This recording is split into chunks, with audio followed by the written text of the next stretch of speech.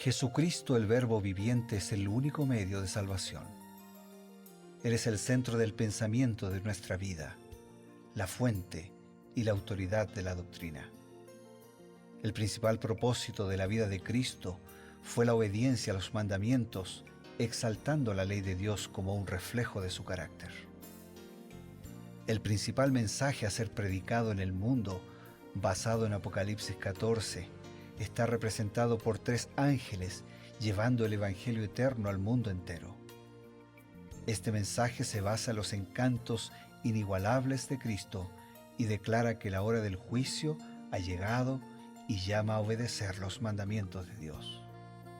Mediante su palabra, Dios ha comunicado a los hombres el conocimiento necesario para la salvación. Las Santas Escrituras deben ser aceptadas como dotadas de autoridad absoluta y como revelación infalible de su voluntad. Y aunque el canon de las Escrituras inspiradas está cerrado, el Espíritu Santo continúa iluminando, amonestando y confortando al pueblo de Dios a través del testimonio de Jesús, el Espíritu de profecía. El camino a la vida se traza a través de un camino angosto que debe ser recorrido con confianza en las promesas que Dios dejó a hombres y mujeres fieles que dedicaron sus vidas hasta la muerte por el Evangelio eterno. Los fundadores de la Iglesia soñaron con el día en que la revelación sería una realidad en sus vidas. Miraron con los ojos de la fe a aquel día glorioso cuando finalmente la promesa sería cumplida en la venida magistral de Jesucristo a esta tierra para recompensar a cada uno según sea su obra.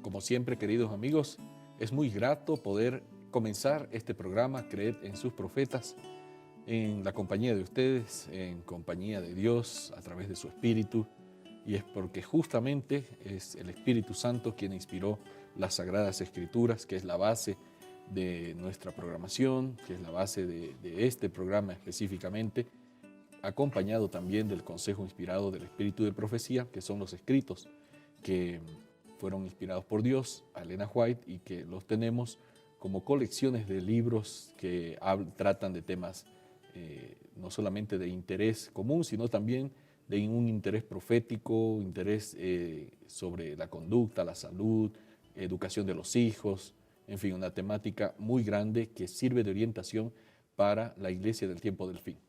Aquí estamos justamente ya para empezar nuestro programa junto al pastor Bruno Razo.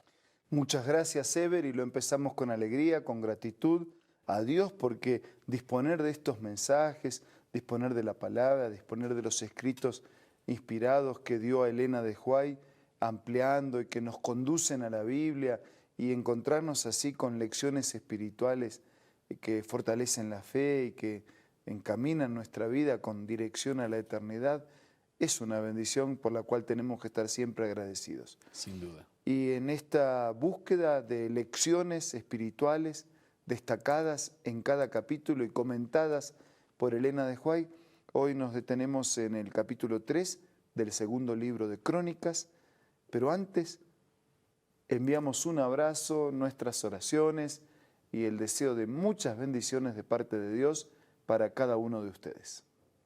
Pues bien, pastor, entonces a nuestra tarea nos han llamado, ya lo mencionó, estamos en el capítulo 3 de Segunda de Crónicas, hablando de esa construcción. Se habla históricamente y de acuerdo a los registros también que hay en la región, allí en Palestina, se dice que era un edificio de belleza incomparable, magnificencia. Y algunos dicen, bueno, es que fue diseñado por el hombre más sabio. ¿Por quién fue diseñado? ¿Por Salomón? Otros dicen, no, fue por David, porque David era el que quería construir. ¿Quién inspiró el diseño de este magnífico templo? Excelente pregunta y vamos a la respuesta que aparece en Profetas y Reyes, página 48. Uno mayor que Salomón. David era mayor. Aguarda. uno mayor que Salomón había diseñado el templo, y en ese diseño se revelaron la sabiduría y la gloria de Dios. Los que no sabían esto admiraban y alababan naturalmente a Salomón como arquitecto y constructor, pero el rey no se atribuyó ningún mérito por la concepción ni por la construcción. Qué bueno. O sea que el mérito del diseño y del liderazgo en función de la construcción era todo de Dios. Qué bueno. Porque además el templo no era simplemente un espacio donde congregarse, ¿no? Claro. El templo incluía un mobiliario que representaba, que ilustraba todo el plan de salvación. Entonces, el plan de salvación es un diseño de Dios, y aquello que ilustraba el plan de salvación tenía que ser diseñado por Dios. Justamente. Pero hay algo también que nos puede añadir de repente que tiene que ver sobre específicamente quién hizo los diseños, los bocetos, porque alguien ha tenido que hacer los bocetos, inspirado por Dios, obviamente, como ya vimos en la primera cita. Voy a continuar entonces con la declaración. Desde los mismos comienzos del reinado de David, uno de sus planes favoritos había sido el de erigir un templo a Jehová. A pesar de que no se le había permitido llevar a cabo ese propósito, no había dejado de manifestar celo y fervor por esa idea. El Señor, mediante su ángel, instruyó a David y le dio un modelo del edificio que Salomón había de construir para él. El ángel fue comisionado a acompañar a David mientras éste escribía para beneficio de Salomón las instrucciones recibidas en relación con la construcción del templo. Así que es Dios, el ángel, David, Salomón. Qué interesante. Esta cadena muy gráfica, como Dios trabaja, ¿no? Dios no trabaja solo, ¿no? Hace partícipes a sus mensajeros, los ángeles, y hace partícipes también a los hijos de Dios, a los hombres, a los seres humanos, como nosotros, para poder así plasmar el plan maravilloso del plan de salvación y en este caso el plan de construcción de este templo. ¿Qué otros detalles se nos dan acerca de la construcción del recinto más sagrado, que era el lugar santísimo de todo este templo?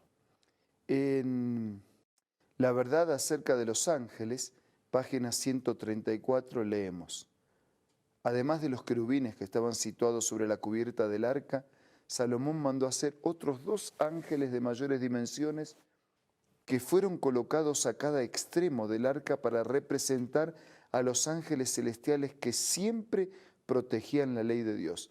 Es imposible describir la belleza y esplendor de este tabernáculo. Allí, como en el santuario del desierto, el arca fue tenida en solemne reverencia y colocado bajo las alas de los querubines que permanecían sobre el piso. Ese santuario, ¿no es cierto?, tenía un lugar especial. El arca, la ley de Dios, era símbolo y realidad de la presencia de Dios, de la voluntad manifestada hacia el pueblo. Entonces estaba acompañada, custodiada por ángeles que inspiraban al respeto, a la reverencia, a la solemnidad, al reconocimiento de la pequeñez de la criatura frente a la inmensidad del Creador, que requiere adoración y que requiere la entrega de todo lo que tenemos y de todo lo que somos. Aprendemos entonces en la planificación, en la ejecución de la construcción de este templo, que Dios no deja nada librado al azar, que todo está planificado, que Dios quiere lo mejor. Entonces, en esta época, al querer edificar un templo para el nombre de Dios, para la predicación del Evangelio, como un testimonio de que Dios continúa teniendo interés en el ser humano, debería ser de la misma manera, ¿no es cierto? Claro, exactamente, porque digamos, cuando Dios dice, me van a construir un santuario para que yo habite entre ustedes, claro, en medio de ellos, Dios nos da lo mejor. Nosotros deberíamos ofrecerles lo mejor. Y lo mejor no significa así lujo, lo mejor no significa exageración, lo mejor no significa despilfarro, ¿no es cierto? Lo mejor significa belleza, significa armonía, significa pulcritud, significa que se cumpla el propósito por el cual Dios ha querido encontrarse con nosotros. Y un lugar donde vamos a a expresarle no solo gratitud, sino también a pedirle perdón por nuestros pecados. Así que en todo el diseño, en la belleza del diseño, en el contenido del diseño, nosotros también hoy deberíamos proveer lo mejor a Dios. Yo siempre pienso, ¿no?, que el templo, la iglesia, debe ser mejor que nuestra casa, ¿no?, porque para Dios tenemos que darle lo mejor.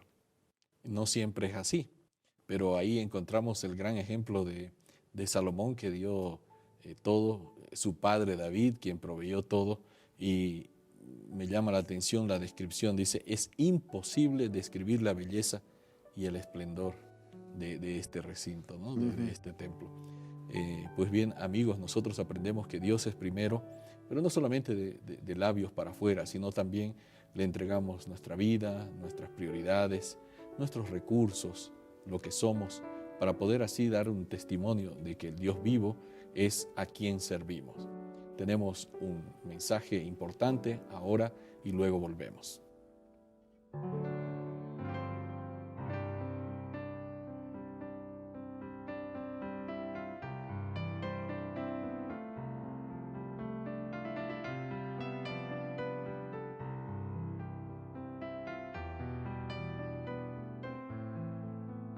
Hola, seguimos descubriendo más consejos interesantes. Mira el que encontré el día de hoy. No tenemos nunca por qué sentirnos solos. Los ángeles son nuestros compañeros. El Consolador que Cristo prometió enviar en su nombre mora con nosotros. En el camino que conduce a la ciudad de Dios no hay dificultades que no puedan ver quienes en Él confían. No hay peligros de que no puedan verse libres. No hay tristeza ni dolor, ni flaqueza humana para cual Él no haya preparado remedio. Linda cita, ¿verdad? Esta y muchas otras puedes encontrar en el libro Ministerio de Curación, escritas por Elena G. de White, una autora y escritora muy reconocida. Te invito a que puedas ser parte de tu biblioteca personal y te invito a que puedas adquirirlo ingresando a la página web www.aces.com.ar. Otra manera que tú puedes adquirir estos libros es buscando una iglesia adventista del séptimo día que esté cerca de donde tú te encuentres. También puedes adquirirlo descargando las aplicaciones de App Store o de Play Store para tus dispositivos móviles.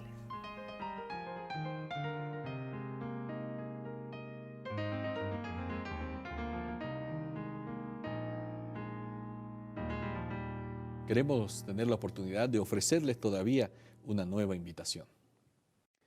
Y la invitación es que así como el cielo nos dio en Jesús lo mejor que tenía, nosotros también podamos ofrecerle a Dios lo mejor, no solo en la construcción de un templo, sino también en la construcción de esta vida que es el templo donde Dios quiere morar, y en todo cuanto emprendamos en la vida cristiana y religiosa, que podamos ofrecerle a Dios siempre lo mejor.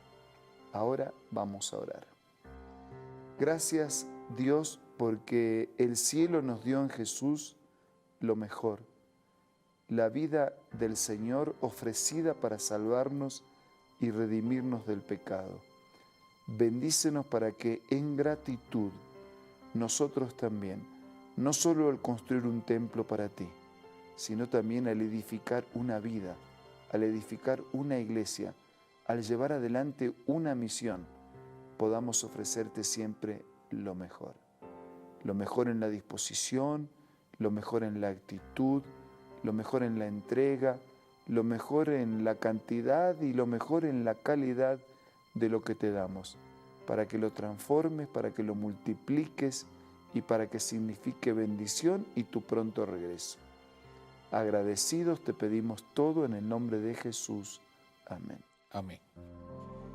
Y es con gratitud a Dios es que tenemos siempre el deseo de volver a encontrarnos con ustedes. Ahora que terminamos momentáneamente este programa, lo hacemos siempre con la esperanza de reencontrarnos el día de mañana. Será hasta entonces.